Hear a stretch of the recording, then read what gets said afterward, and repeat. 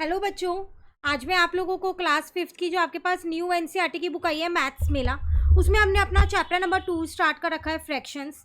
तो आज की क्लास में हम लोग क्या समझने वाले हैं, कंपेयरिंग फ्रैक्शन सेम डिनोमिनेटर। मतलब फ्रैक्शन हमने जान लिया क्या होता है, इक्विवेलेंट फ्रैक्शन हमने जान लिया क्या होता है। अब हम फ्रैक्शंस को कंपेयर करना सीखेंगे, वो भी कब, जब हमारा जो डिनोमिनेटर है, जो नीचे लिखा होता है पार्ट, वो जो सेम होगा। ठीक है, कैसे, यहाँ पर देखिए, कह रहे सेवी and semi divided a piece of chicky between themselves. Sevi ate 1 by 3 and Shami ate the rest. That is 2 by 3. Who ate more? देखो यहाँ पर दो जने हैं, दो हैं, ये एक गर्ल एक बॉय है यहाँ पर, या फिर ये दोनों गर्ल हैं। ठीक है, तो इन्होंने क्या किया है, ये जो ये चिक्की है ना, इसको दो पार्ट्स में डिवाइड कर लिया। कुछ पार्ट इसने खाया और कुछ पार्ट इसने खाया। तो जो शेवी है, शेवी उसने 1/3 पार्ट खाया, और जो शेमी है उसने 2/3 पार्ट खाया, जो भी पार्ट बचा था वो। अब 2 pieces of 1/3 are more than 1 piece of 1/3। यार अगर आप 2 पीस करोगे 1/3 के, वो ज़्यादा होंगे एज कम्पेयर टू अगर आप 1 पीस करोगे 1/3 का। बिल्कुल सही बात है, 2 पीस ज़्यादा ही तो होंगे। तो इसका मतलब किसने ज़्यादा खाया, तो शेमी एट मोर, तो इसका मतलब उसने ज़्यादा खाया। वैसे भी नॉर्मली अगर आप यहाँ पर देखें तो देखो ये डिनोमिनेटर दोनों के सेम है, सिर्फ आपको न्यूमरेटर जो ऊपर लिखे हुए हैं उनको चेक करना है कि कौन सा बड़ा है। 2 बड़ा है तो इसका मतलब ये बड़ा है। तो जब डिनोमिनेटर सेम होते हैं ना, तो सिर्फ और सिर्फ आपको न्यूमरेटर के नंबर्स चेक करने होते हैं कि उसमें कौन सा बड़ा है। क्लियर। उसी से रिलेटेड आपको एक छोटा सा लेट अस डू यहाँ पर दे दिया है। Compare the fractions given below using sign, greater than और इक्वल टू का साइन और लेस देन का साइन लगाना है। जैसे फर्स्ट वाले में आप देखो तो आपके पास 1/4 और 3/4 है, तो डिनोमिनेटर दोनों में 4 है, तो 1 और 3 को कंपेयर करोगे तो 3 बड़ा है। सेम ऐसी बी वाले में डिनोमिनेटर दोनों में 5 है, तो 3 और 4 में से 4 बड़ा है। देन सी वाले में डिनोमिनेटर मतलब जो नीचे लिखा है, ये ध्यान रखना, ये न्यूमरेटर होता है और ये डिनोमिनेटर होता है, कंफ्यूज मत होना इस चीज। ठीक है, तो दोनों में 7 है, तो 5 और 2 में से 5 बड़ा है।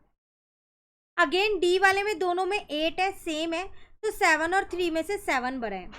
देन ई वाले में दोनों में डिनोमिनेटर 10 है, तो 5 और 6 में से 6 वाला बड़ा है। एफ वाले में दोनों में डिनोमिनेटर 6 है, तो 2 और 1 में से 2 वाला बड़ा है। क्लियर हो गया। तो ये तो वो टॉपिक था जब आपका डिनोमिनेटर सेम होगा तो आप फ्रैक्शंस को कैसे कंपेयर करोगे। अब एक और छोटा सा टॉपिक हमारे पास है, अगेन फ्रैक्शंस को ही कंपेयर करना है, लेकिन ना अब न्यूमरेटर सेम है, मतलब ऊपर वाला पार्ट सेम है, डिनोमिनेटर सेम नहीं है।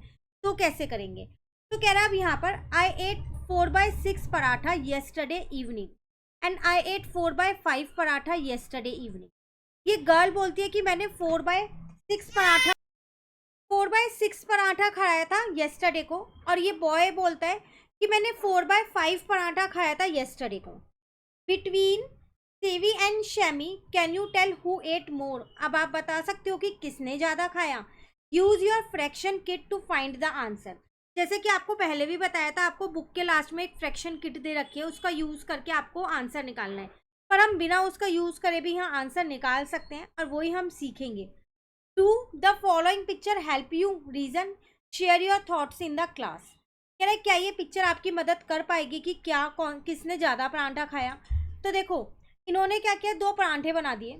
पहले परांठे को 1/5 पार्टों में बांटा, 1 2 3 4 5। तो जो वो बॉय था उसने 4/5 खाया था, इतना परांठा खाया है। दूसरे परांठे को 6 पार्ट्स में बांटा, क्योंकि उसका जो डिनोमिनेटर था यहाँ पर 6 था, इसलिए 6 पार्ट में बांटा। तो इसने 4 पार्ट खाए थे, 1 2 3 4। इसके पास इतना पार्ट बच रहा है जो इसने नहीं खाया, जबकि इस बॉय के पास सिर्फ इतना ही पार्ट है जो इसने नहीं खाया। तो इसका मतलब आप ये कह सकते हो कि इस बॉय ने ज़्यादा खाया।